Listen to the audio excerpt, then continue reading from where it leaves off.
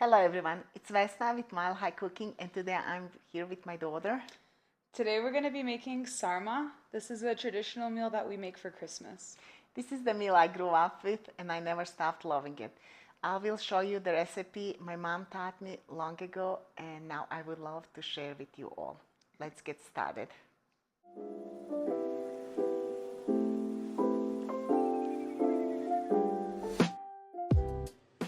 Here I have 1 large onion, a large carrot, and 3 cloves of garlic. I shredded the carrot on the smallest size on the grater, and then I chopped up the onion. You don't need to chop into the smallest pieces because we're going to saute everything now over medium heat on the stove.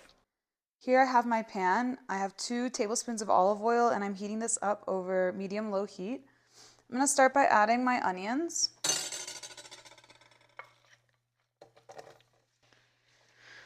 I'm going to cook these onions for a few minutes until they get soft, especially because I didn't finely chop them. And once they start to turn translucent, I'll add the carrots. I did shred the carrots on the smallest setting, so it's very fine, so they'll cook pretty quickly. Okay, my onions are looking really good, so I'm going to add the carrots into the pan now.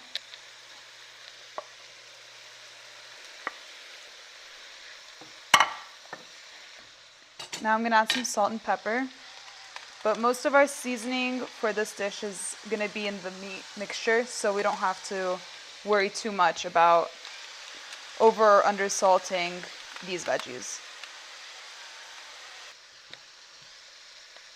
Okay, now I'm going to add this garlic to the pan. I'm just going to mince it. Okay, our onions are soft. Everything is cooked well. I've added the 3 cloves of garlic. I'm going to turn off my heat and remove my pan. Here I have 3 pounds of ground beef. In my bowl, I have my cooked veggies, which have cooled down a little bit. I have 1 cup of rice, which I washed. And I'm going to start adding these ingredients to the beef. So with the rice, you can add more or less. This, for us, 1 cup of rice for 3 pounds of beef is perfect. We don't want it to be too much rice, and the rice helps hold this together when we start to roll them into the cabbage rolls.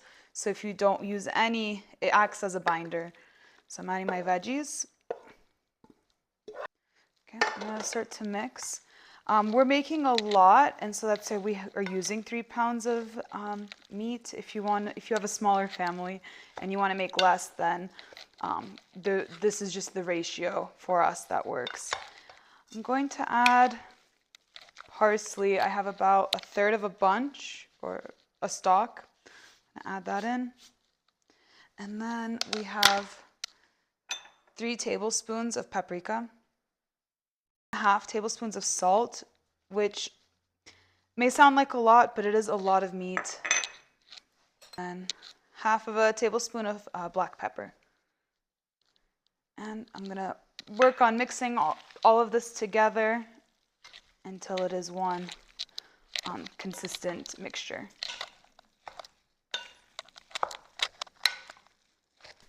Okay, my meat and all the veggies and everything is mixed and combined completely. So now we can start to roll up the meat in the cabbage. This is the cabbage head that was fermented for like almost 2 months, and you just take leaves off. And how you do, you just clean the leaves a little bit so you don't have any of the hard stalks there. And this cabbage you can buy in European stores or Russian or even Middle East stores, and it usually comes already pre-cleaned. So you would buy just leaves. That would save some time. But this cabbage I made it myself, fermented, and now we can use for our meal. So this is how the leaf looks. One more time, and I just gonna remove this stalky part. And then sometimes I do cut my leaves in half as well if they're large like this one. And then I could clean even a little bit more. Then at that point, this would be the leaf that I will wrap stuffing in it.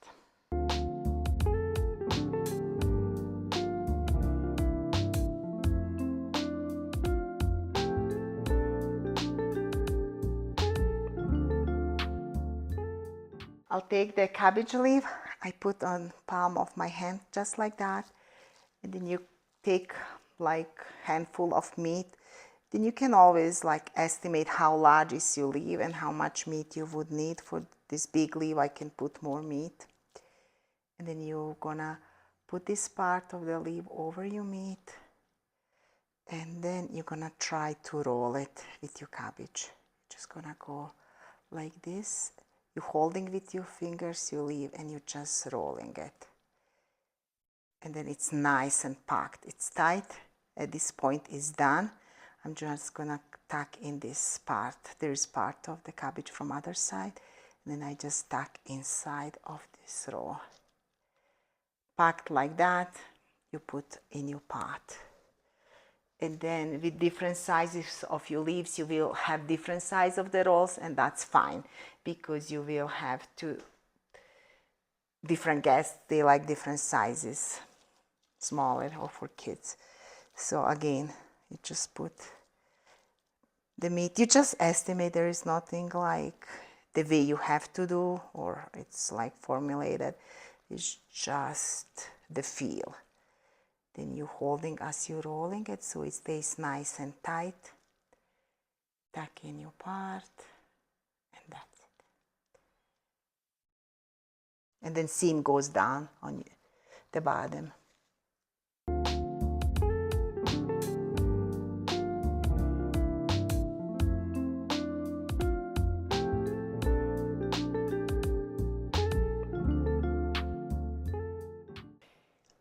I wrapped all the rolls with my daughter, and that's how it looks now. I have 2 layers, and I have already set up my stove to low to start bringing to boil. And traditionally, this is cooked with like lots of bacon, smoked ribs, or sausages, and I don't have any of that, so we don't have that. But then I was able to buy in like European store piece of bacon, and I will cut those parts like that they really smoked edges, and that's only for cooking to give more flavor. We're not gonna eat that or anything like that. It's just to flavor it. So I'm gonna put that inside my sarma, and I just cut off just like that with skin and everything. And then if you have extra pieces of cabbage, like a couple extra left, you can always lay them on top. At this point I'm pouring boiling water. That will help sarma to start cooking faster. I'm gonna cover it all the way. Make sure everything's covered because it's gonna cook down. Bring to boil, lower your heat to low. Simmer 2 to 3 hours. You can always taste after 2 hours and see how it tastes, and we'll check in 2 hours. It's been 2 hours since I started cooking my sarma, and I want to show you how it looks now. You don't even have to taste or do anything. You know it's cooked. It changes colors and there is tenderness to your cabbage. And this is what it is at this point. You can serve as it is, or you can make a roux. And I will show you how I make roux for sarma. So I'm gonna come around and show you. I'm heating small pan. Any type of pan. I'm choosing small one because I don't want to make too thick of the roux, just a little bit.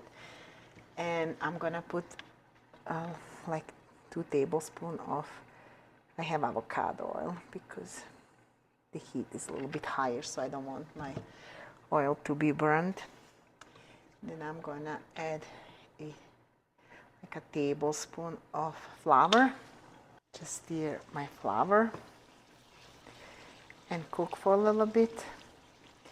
And you see it's not thick or anything. I'm just gonna make it really. And you're wondering when is flour ready. So you see when you're cooking the flour now with oil, or if you're using butter, there is a foam. When your flour is cooked, it will be yellow, light yellow, almost like beige color, and there will be no more foam. And you have to mix constantly so it doesn't burn to your pan. And it's really thin. If you want thicker sauce, you just put more oil and more flour. So make sure your soup, whatever you're making, is boiling. So I increase my heat a little bit just to have this boiling point. So, and now I'm gonna add paprika. So again, so you put as much paprika as you like.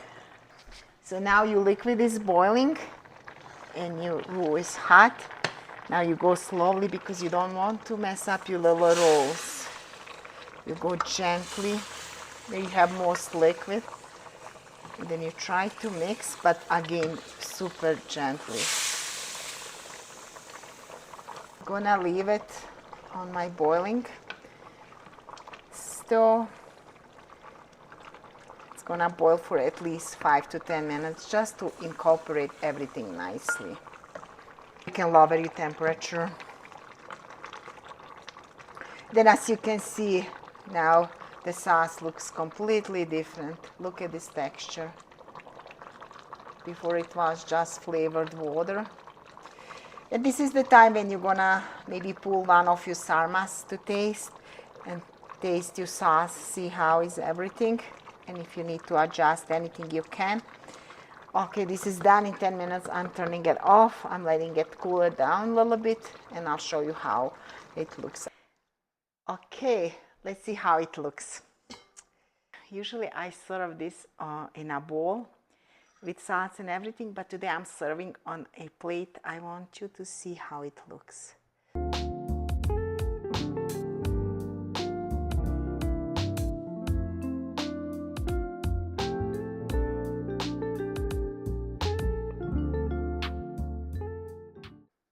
I will quickly cut into one just to open it up and let you see how it looks.